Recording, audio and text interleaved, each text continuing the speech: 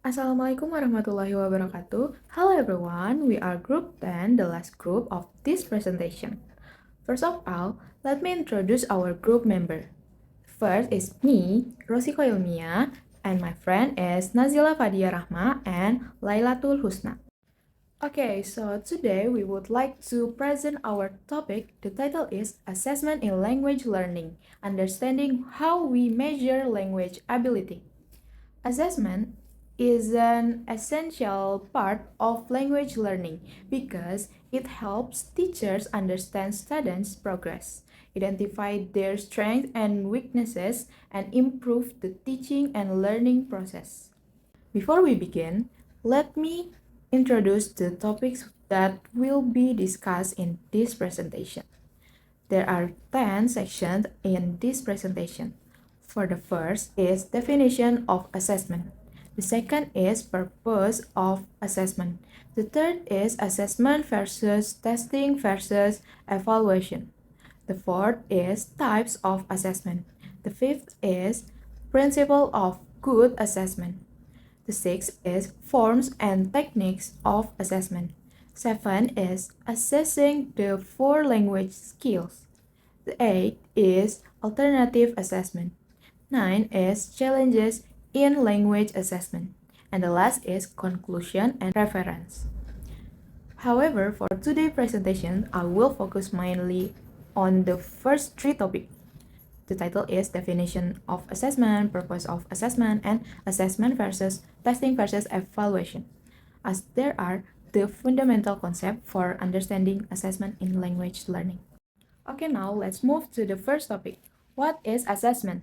According to Brown, published in 2003, assessment is the process of collecting data about a learner's ability to conduct learning tasks. In general, assessment is a systematic process of gathering information about what a person knows, what they can do, and what they have learned. In the context of language learning, assessment measure how well students can use a language. These include the four language skills, namely listening, speaking, reading, and writing. An important point to remember is that assessment is broader than testing. Many people think assessment only means exam, but actually, assessment include many other activities such as classroom observations, portfolios, projects, presentations, quizzes, and teacher feedback. Therefore, assessment is an ongoing process that takes place throughout learning, not only the end of a course. Okay, next, let's discuss the purposes of assessment. There are four main purposes. First is to measure language ability. Assessment helps teachers determine how well students can use the language. Teachers can evaluate students' ability in listening, speaking, reading, and writing. This information helps teachers understand the student's level of proficiency. The second is provide feedback. Assessment provides useful feedback for both teacher and students. Students can identify their strengths and their weaknesses, while teachers can see whether their teaching methods are effective. As a result, both teaching and learning can be improved. For the third, to inform instructional decision. Assessment helps teachers make decisions about future instruction. For example, if many students struggle with grammar, the teacher may spend more time reviewing grammar lesson. In this way, assessment support effective lesson planning and teaching strategies. And the last, the fourth, to motivate to motivate learners. Assessment can also encourage students to become more active learners. When students receive fair assessments and constructive feedback, they become more aware of their progress and learning goals. This often increases their motivation and responsibility toward learning. Okay, now let's look at the difference between assessment, testing, and evaluation. Although these terms are often used interchangeably, they actually have different meanings. For the first is assessment. Assessment is the word process of collecting information about student learning and language abilities. Examples include observations, projects, portfolios, quizzes, and classroom activities. The second is testing. Testing is specific tool used within assessment. A test measures student performance at particular time. For the examples include grammar tests, multiple choice exams, TOEFL, IELTS, and midterms examination. In simple terms, all tests are assessment, but not all assessment are tests. The last is evaluation. Evaluation is the process of making judgments or decisions based on the information gathered through assessment and testing. For example, for example, teachers may use assessment results to determine final grades, decide whether students pass a course, or evaluate the effectiveness of a teaching program. To summarize, assessment collects information, testing measures the performance, and evaluation makes decisions based on the result. For the next presentations, we will be presented with Lailatul Husna. Okay, now let's look at these concepts side by side in this comparison table. If we look at the scope, assessment is broad and ongoing. Testing is narrow and specific, while evaluations is interpretive and summary. In terms of timing, assessment happens throughout learning. Testing happens at fixed time points, and evaluations happens after data is collected. For purpose, assessment is used to monitor progress, testing to measure performance, and evaluation to make judgment and decisions. And when it comes to feedback, assessment provides continuous feedback.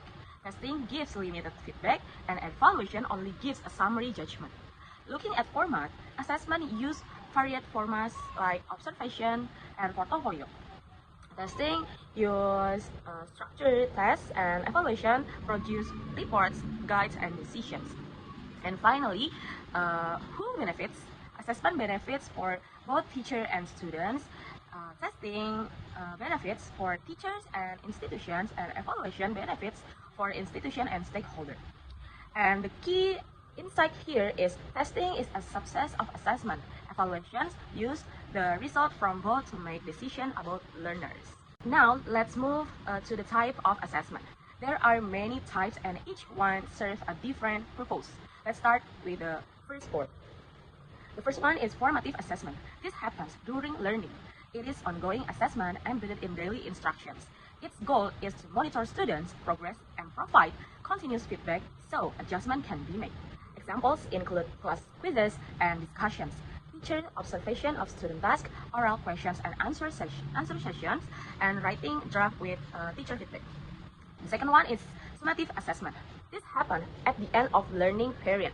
It evaluates student learning at the end of a unit, semester, or course, and summarize what the student has achieved against that learning objective. Example, final exam or semester test, and of unit writing task, proficiency tests like TOEFL and IELTS, and standardized national examinations. And the third one is diagnostic assessment. This is done before learning begins. It identifies students' existing knowledge, gaps, and difficulties before instruction, and helps teachers plan more target lessons. Example, pre-test, error analysis of student writing, vocabulary placement check, and listening comprehension baseline test. Next is placement assessment. This is also done before course assignment. It determines which level of our group a student should be placed in, and ensure students are in the right class based on their current ability. Examples, university placement test, language school level test, ESL class, grouping test, and oral interview for course placement. Okay, next we have formal assessment. It's planned, structured tasks that are explicitly designed to assess students. Results are recorded and used for grading. For example, writing exams or a presentation with rubric and structured listening tests. Next, we have informal assessment. spontaneous, embedded in everyday classroom activities, not always great. This is used mainly to monitor understanding and give feedback. For example, like observing students in group work, asking questions during discussion, and giving impromptu feedback. Next, we have proficiency assessment. It measures overall language ability against a set standard, regardless of what was taught in a specific course. For example, like TOEFL, IELTS, Cambridge English exam, and national language proficiency test. Next, we have aptitude assessment. It measures a student's potential of natural ability to learn a language, often used for selections or research purposes. For example, the Modern Language Aptitude Test or MLIT and the Pimsleur Language Aptitude Battery. Next, we have achievement assessment to evaluate how much students have learned from a specific course or unit of instructions, closely tied to the syllabus. For example, chapter tests, unit quizzes, and of course, exam based on taught material. And the last one, we have performance-based assessment. It requires students to demonstrate skills by performing real tasks, not just answering questions, but actually using the language. For example, like role play, oral debate, group presentation, and writing a real letter or email. Okay, now what makes an assessment truly good? Based on round 20 and 4 in language assessment principle and classroom practice, there are 5 key principles. The first one is validity. A good assessment measures what it's supposed to measure. A speaking test must assess speaking, not just grammar. Content must align with learning goals. And the second one is reliability. It produces consistent results across different times, writers, and conditions. If two teachers score the same test very differently, reliability is low. And the third one is practicality. It must be manageable within real constraint of time, budget, and resources. An ideal test that cannot be administered is not practical. The fourth one is authenticity. It is real-world language task. Students should use the language as they would outside the classroom in natural, contextualized situations. And the last one is washback. This refers to the effect assessment has on teaching and learning. Good assessment encourage meaningful study and better teaching practice. And these 5 principles should always guide us whenever we design or choose an assessment tool. Okay, maybe that's all for me. The next material will be presented by Nazila Fadia Rahman. Okay guys, the next material is From and Techniques of Assessments. Now let's get practical. What are the actually forms and techniques we can use in the classroom? The first is written tests. Traditional paper-based tests including multiple choice, fill in the blank essays, and short answers. It measures reading, writing, and grammar knowledge. The second is oral tests. Direct assessments of speaking ability through interviews, conversations, or structured speaking tests. It evaluates fluency, accuracy, and pronunciation. The third is portfolio, a collection of student work over time that show growth and progress. It includes draft, self-reflections, recordings, and final products. And the fourth is observations. The teacher monitors and records student performance during class activities. This is especially useful for speaking, listening, and participations. And the next is self-assessments. Students evaluate their own performance using a checklist or rubric. It builds metacognitive awareness and learner autonomy. The next is peer assessments. Students assess each other works using aggregate criteria. It develops critical thinking and collaborative learning skill. Each of these forms has its own strengths and the best teachers often use a combination of them. Okay, the next slide is assessing the 4 language skill. Now let's talk about how we assess each of the 4 language skill. The first is listening. The goal is to assess the ability to understand spoken language in various contexts. Techniques include multiple choice after audio, note taking from a lecture, true or false based on dialogue, and dictation exercises. A useful tip is use authentic audio such as news or real conversation to increase validity. The second is speaking. The goal is to assess the ability to communicate orally, fluency, accuracy, and pronunciation. Techniques include oral interview or role play, picture description text, group discussion or debate, and presentation or storytelling. A useful tip is use a clear rubric with criteria fluency, vocabulary, grammar, and pronunciation. The third is reading. The goal is to assess the ability to understand and interpret and analyze written text. Techniques include comprehension questions, identifying main ideas, close or gap fill tests, and true or false matching tests. A useful tip is include both literal and inferential questions to test deeper understanding. The last is writing. The goal is to assess the ability to produce written text from sentences to full essays. Techniques include guided or free writing tasks, essay writing with prompt, letter, email, or report writing, and editing and error corrections. A useful tip is use analytic rubrics covering content, organization, vocabulary, grammar, and mechanics. Okay, guys, the next slide is alternative assessment. Now, let's talk about something a little different. Alternative assessments. Alternative assessments refers to any form of assessments that goes beyond traditional paper and pencil tests. It focuses on students demonstrating real skills through meaningful real-world tests. There are 6 examples of alternative assessments. First is portfolio, the collection of student work showing progress over time. It includes reflective writing and revision history. The second is journal writing. Students write regularly about their language learning experience, feelings, and reflections. The third is project work. Students complete an extended task, for example, a research project, video, or podcast that uses multiple language skills. The fourth is role play. Students act out real life situations to demonstrate communicative competence in context. The fifth is self-assessments. Students reflect on their own progresses and rate their abilities, building metacognitive skills. And the last is peer review. Students evaluate each other's work against clear criteria, developing both assessments and language skills. And the advantages of alternative assessments over conventional tests are: it is more authentic, it reduces task anxiety, it shows real ability, and it prompts learner autonomy and creativity. Okay, guys, the next slide is challenges in language assessments.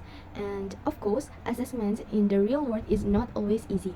There are real world difficulties that teachers and assessors face every day. Let's go through them one by one. Number one, subjectivity in scoring, especially in speaking and writing. Different readers may give different scores. Lack of clear rubrics leads to inconsistent and unfair results. The solution is to use detailed analytic rubrics and train readers. Number two is text anxiety. Many students perform below their actual ability during high-stakes tests due to stress and anxiety. This affects the validity of results. The solution is to use faired assessments formats and create a supportive environment. Number three is cultural and background bias. Test content may favor students from certain cultural backgrounds and disadvantaging others. Tests should be culturally fair and inclusive for all learners. Number four, sources and time constraints. Large class size, limit time, and lack of technology make it difficult to conduct true assessments. A teacher must balance quality with practicality. And number five is washback effect. High-stakes exam can lead to teaching to the test. Now, narrowing the curriculum. Poorly designed tests push students to memorize rather than develop real language ability. And the sixth, technology and AI challenges. With AI, reading tools now available, traditional written assessments can be easily bypassed. Assessors must adapt by using oral performance-based and process-focused assessments. Okay, the Next is conclusion. Now we have reached the conclusion. Let me bring everything together. First, assessment is a broad ongoing process far more than just giving tasks. Second, effective. Assessments must be valid, reliable, practical, authentic, and have positive pushback. Third, different type of assessment serve different purpose. Diagnostic, formative, summative, proficiency, and so on. Fourth, all four language skill, listening, speaking, reading, and writing require specific and appropriate assessment tools. Fifth is alternative assessments over more authentic and motivating ways to measure real language ability. And sixth, teacher must be aware of challenges like subjectivity, anxiety, and cultural bias and address them proactively. And I would like to leave you with this quote. Good assessment does not just measure learning, it drives learning forward. So, thank you so much for your attention. We are happy to take any questions. Wassalamualaikum warahmatullahi wabarakatuh. Bye bye.